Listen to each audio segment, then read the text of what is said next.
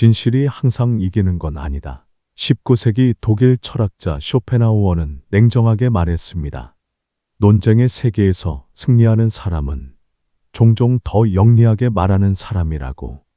그가 남긴 논쟁에서 이기는 기술은 인간의 말이 얼마나 이기적이고 얼마나 감정에 지배당하는지를 적나라하게 보여줍니다. 소크라테스는 왜 진실을 말하고도 사형당했을까요? SNS 댓글창에서는 왜 논리보다 감정이 이길까요? 토론 프로그램에서는 왜 팩트보다 자신감이 설득력을 가질까요? 이 영상은 논쟁의 심리학을 탐구하고 진짜 설득의 본질이 무엇인지 함께 고민합니다. 오늘은 조금 불편한 질문으로 시작해 보겠습니다. 논쟁에서 이기는 사람, 꼭 옳은 사람일까요? 여러분도 경험해 보셨을 거예요. 명백히 틀린 말을 하는데도 당당한 사람, 논리적으로 완벽한데도 설득에 실패하는 사람. 사실 현실은 우리가 배운 것과 다릅니다. 때로는 논리보다 말의 기술이, 진실보다 인식의 전략이 더 강하죠. 19세기 독일 철학자 쇼펜하우어는 바로 이 불편한 진실을 정면으로 다룬 사람입니다. 그는 이렇게 선언했어요. 논쟁에서 중요한 것은 진리가 아니다, 이기는 것이다.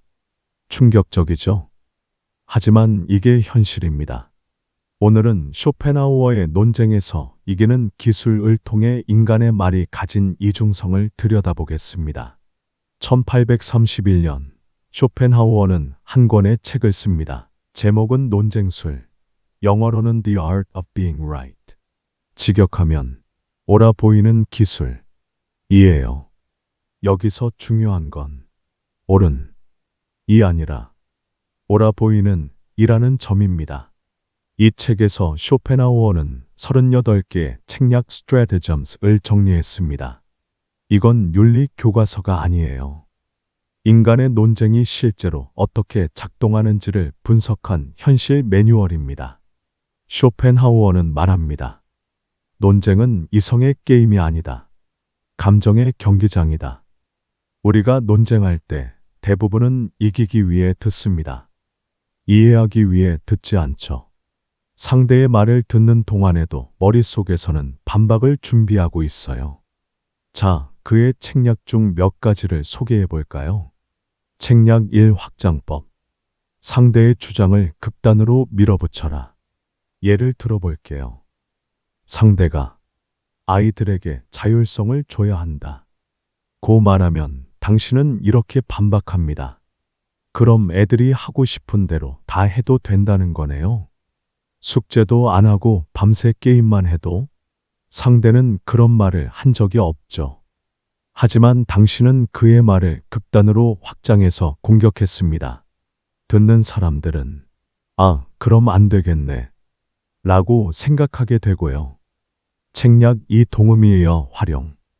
같은 단어의 다른 의미를 이용해라. 자유라는 단어를 생각해 보세요. 누군가는 정치적 자유를 말하고 누군가는 개인의 방종을 떠올립니다.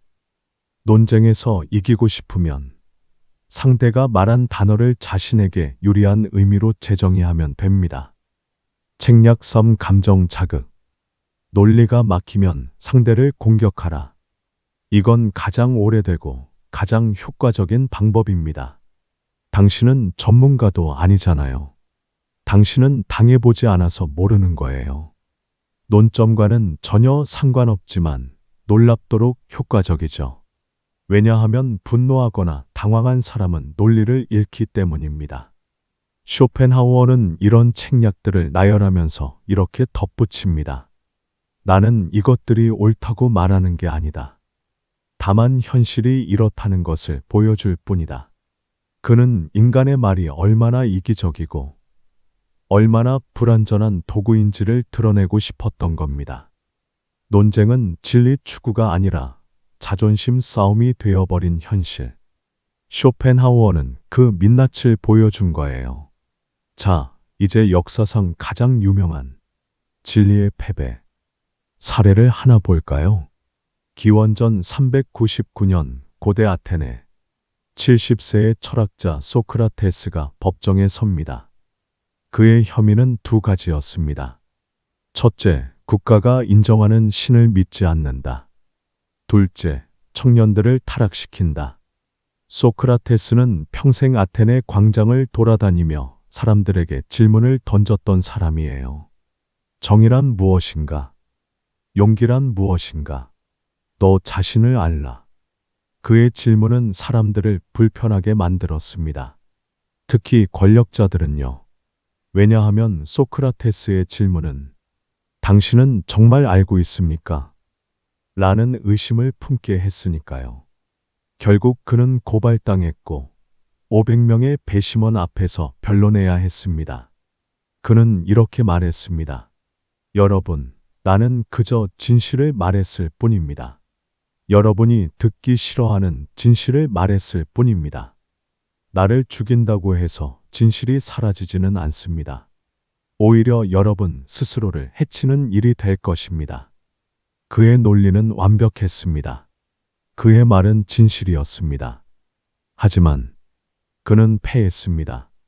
배심원 500명 중 280명이 유죄를 선택했고 소크라테스는 독배를 마시고 죽었습니다. 왜 그랬을까요? 플라톤이 기록한 소크라테스의 변론을 보면 힌트가 있습니다. 소크라테스는 논리적으로는 완벽했지만 감정적으로는 실패했어요. 그는 배심원들에게 애원하지 않았습니다. 눈물을 흘리지도 자녀들을 데려와 동정심을 유발하지도 않았죠. 오히려 이렇게 말했습니다.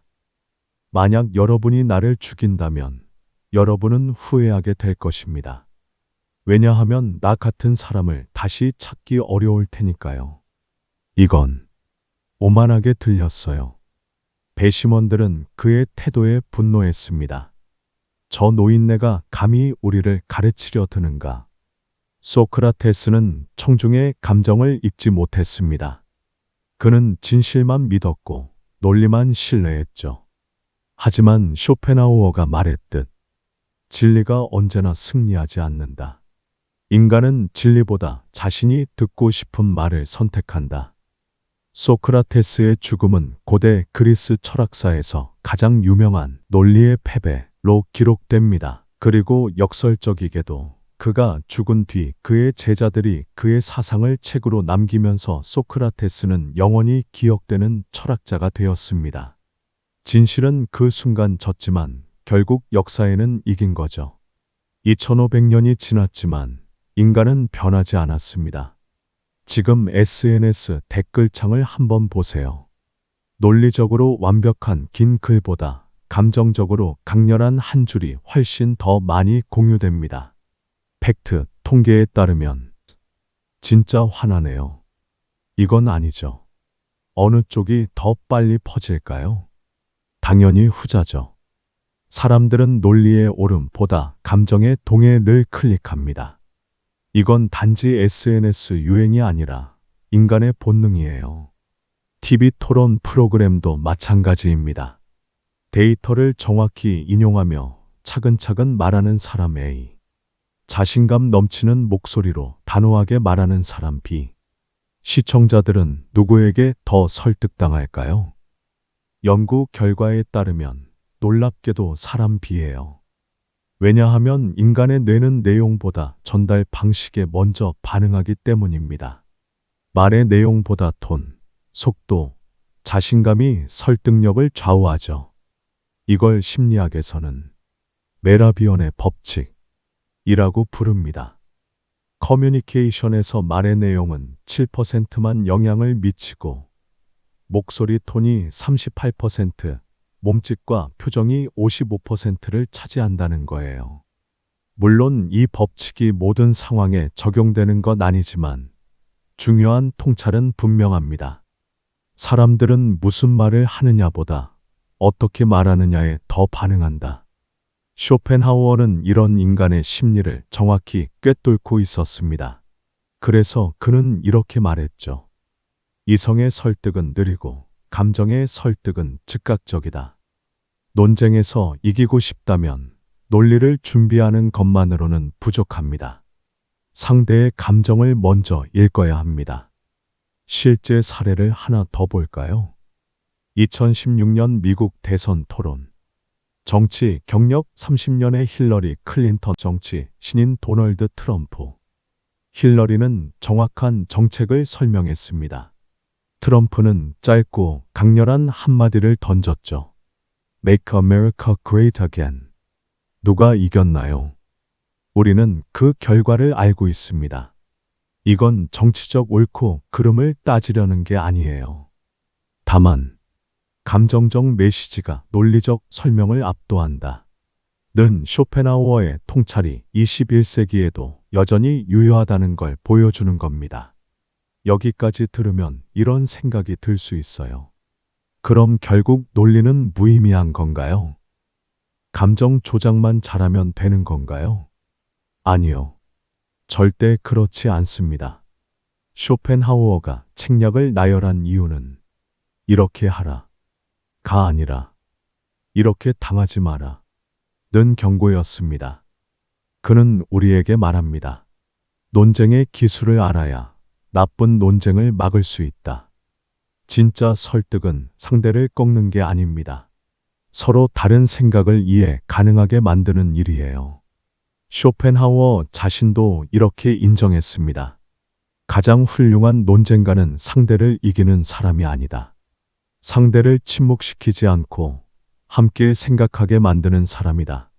결국 말의 기술은 상대를 굴복시키는 데 쓰이는 게 아니라 다음 대화를 가능하게 만드는 도구입니다. 아리스토텔레스가 말한 설득의 3요소를 기억하시나요? 로고스 논리, 파토스 감정, 에토스 신뢰. 쇼펜하우어가 강조한 건 파토스의 힘입니다. 하지만 파토스만으로는 부족해요. 논리 로고스가 없으면 공허하고 신뢰 에토스가 없으면 조작이 되니까요. 세 가지가 함께 있어야 진짜 설득이 됩니다. 그렇다면 우리는 어떻게 논쟁해야 할까요? 몇 가지 원칙을 제안합니다. 1. 이기려 하지 말고 이해하려 하라. 논쟁의 목적을 승리가 아니라 이해로 바꿔보세요. 상대를 꺾는 게 아니라 상대의 생각을 이해하는 거예요. 그러면 논쟁은 싸움이 아니라 대화가 됩니다. 2. 감정을 인정하라. 감정은 나쁜 게 아니에요. 논쟁에서 감정이 올라오는 건 자연스러운 일입니다. 중요한 건 감정을 인정하되 지배당하지 않는 것이죠. 지금 제가 화가 나 있네요. 잠깐 멈추고 다시 생각해 볼게요. 이 한마디가 논쟁을 구할 수 있습니다. 3. 상대의 최선을 가정하라. 쇼펜하우어의 책략 중 하나가 상대를 악의적으로 해석하라 였죠. 우리는 반대로 하면 됩니다. 상대가 최선의 의도를 가지고 있다고 가정하라. 그러면 논쟁은 공격이 아니라 협력이 됩니다. 논쟁에서 정말 이기고 싶다면 먼저 상대의 마음을 읽어야 합니다. 논리는 칼날이지만 감정은 손잡이예요. 손잡이를 잡지 못하면 그 칼은 자신을 베게 되죠. 진리는 때로 느리고 감정은 빠릅니다. 하지만 진심이 담긴 말은 결국 남습니다. 쇼펜하우어는 인간의 논쟁이 얼마나 불완전한지 보여줬지만 동시에 이렇게도 말했습니다. 진리는 천천히 오지만 결국 온다. 소크라테스는 그 순간 법정에서 졌지만 2400년이 지난 지금 그의 이름은 여전히 기억됩니다. 진실이 이기지 못하는 순간도 있지만 결국 시간은 진실의 편입니다. 말은 언제나 이길 필요는 없습니다. 다만 진심이 담겨 있으면 됩니다. 당신의 말이 누군가의 마음을 움직일 수 있다면 그것은 이미 이긴 것입니다. 논쟁에서 이기는 것보다 대화를 이어가는 것, 그것이 진짜 설득의 완성입니다. 논리의 칼날보다 더 강한 것은 감정의 손잡이입니다. 다음 편에서는 그 감정을 다루는 또 다른 지혜 스핑크스의 수수께끼와 생략의 설득으로 이어집니다. 말하지 않는 것이 때로 가장 강한 설득이 될 수 있습니다. 시청해 주셔서 감사합니다.